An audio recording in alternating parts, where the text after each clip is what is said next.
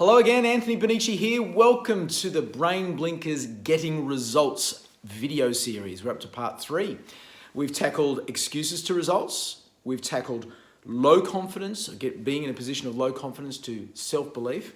And today, we're going to focus on fear of failure, and how we're going to move you from fear of failure to smashing your goals and getting the results that you need.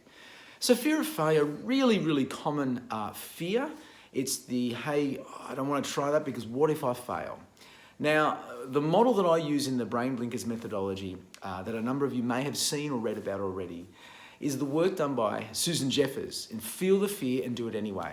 And if you think about it, it's like an iceberg, right? So we all know what an iceberg looks like, but we may not realize that most of the iceberg is underneath the water. It's not seen. And so fear of public speaking, for example, is just surface level. It's what you see, right? It's the iceberg that you see.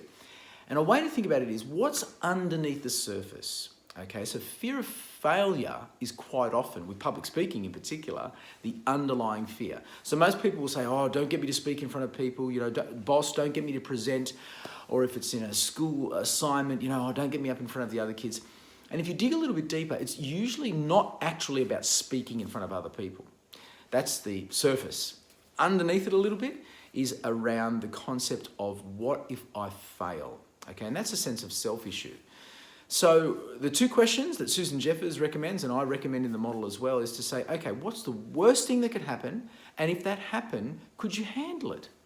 Now, the second question is not, would it be nice? Because it's going to be really awful, that worst case scenario. But if you could truly answer the question by saying, well, here's the worst case. I look like an idiot, or I really make a mess of it.